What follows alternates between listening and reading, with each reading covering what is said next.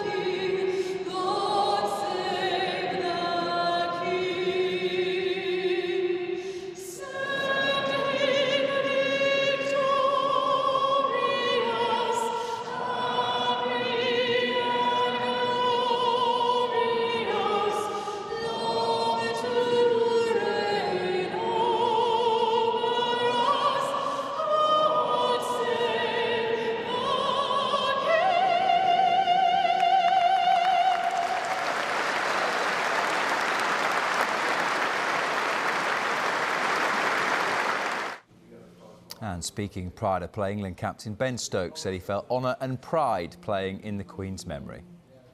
Yeah, I mean, look, it's been obviously very sad news for not only the nation, but I think the world with the Queen's passing.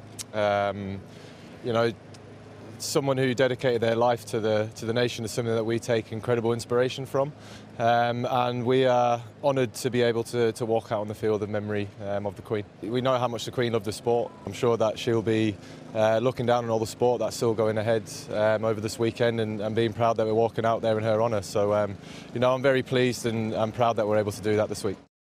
I think it's right that cricket is going ahead. I think it'll be a wonderful opportunity for all those here at the Oval and viewers around the United Kingdom, and those will be joining from elsewhere, to mark her life and her passing, a life of extraordinary service. So I'm glad cricket has taken the opportunity to do that. As England captain, you had the opportunity to meet Her Majesty. Just describe that experience for us.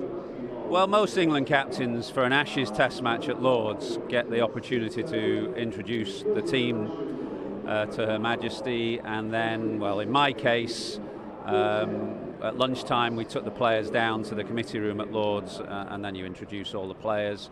You have to give 3 cheers at the end of it. It's a rather old-fashioned way of doing things, but of course it's a great honour to be able to do that. Well, I mean, it's too hard to put into words in so many ways. You know, such a length of time of public service and of, I suppose, reflecting the mood of the nation and leading the nation. So it is a time of sombre reflection for us all at the moment. And you met her on a number of occasions. I wanted to ask you about that trip to Buckingham Palace after the 05 Ashes, when you were able to celebrate that success with her.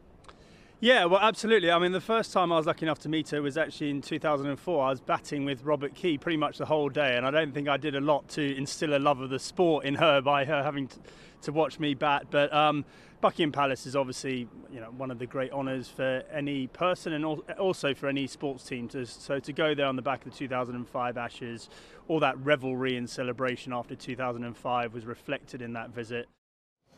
We also spoke to fans at the Oval who expressed their emotions at being part of the day's events.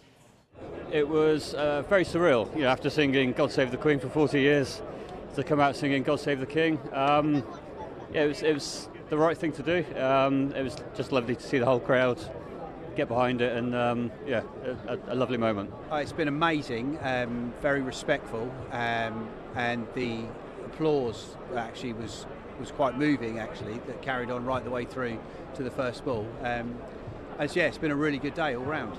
I was shocked to see that a lot of other sports are kind of closed for the day, but I was really happy the cricket was on. I think it's also, the crowd have been really respectful, and I think it's a really kind of good sign for the British people. Very emotional. That's the first time I've sort of heard God Save the King on a large scale. It's a very emotional, very historic moment. I just thought it brought everyone together.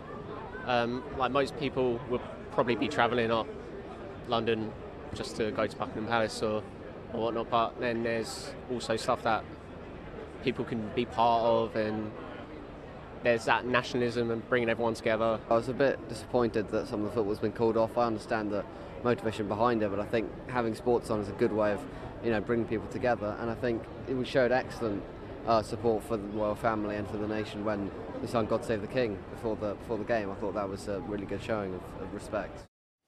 Tributes have also been paid to the Queen during the second day's play of the BMW PGA Championship.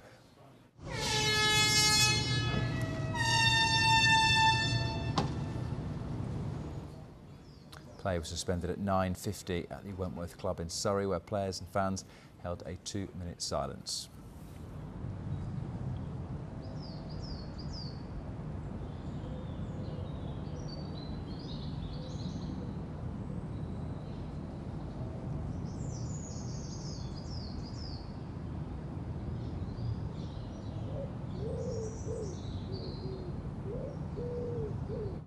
And four-time major winner Dame Laura Davis recalled her memories of meeting the Queen.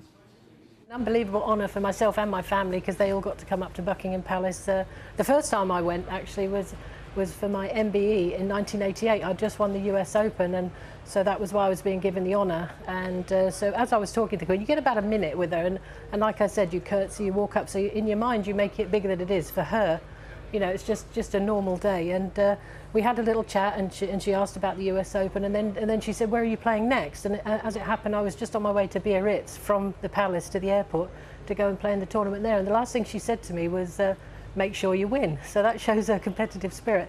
And I did actually win. And I always thought to myself, I wonder if she checked the results to see if I'd actually gone ahead and won it. But it was just a marvellous thing to be involved with, really. I don't know how to describe it.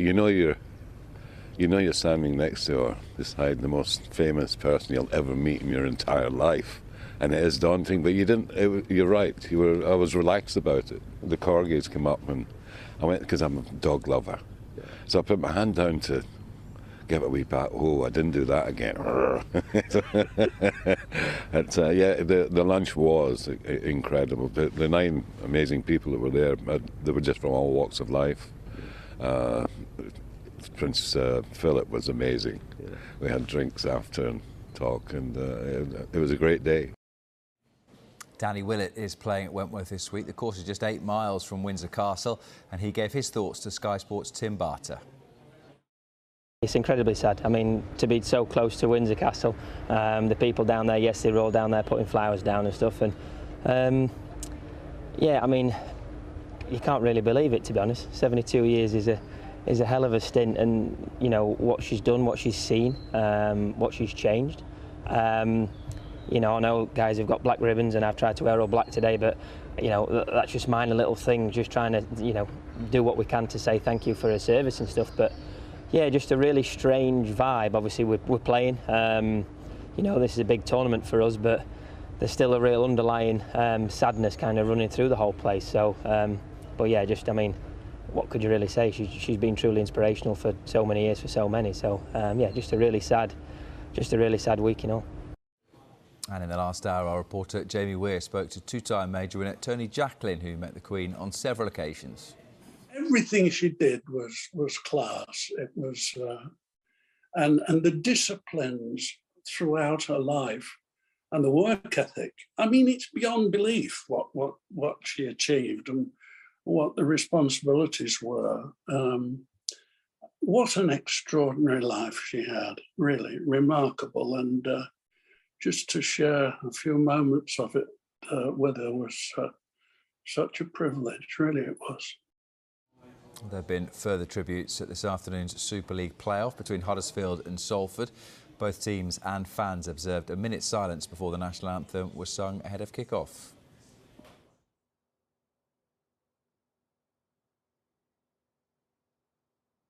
The service the Queen has given our country for such a long time is immeasurable, really, and it's going to be very hard to replace the irreplaceable. So it's very, very sad times, and may she rest in peace. Yeah, the Queen was a real inspiration for me, Brian. As you know, a big fan of the royal family, held the Queen in the highest of reverence, a real picture of duty, commitment and service.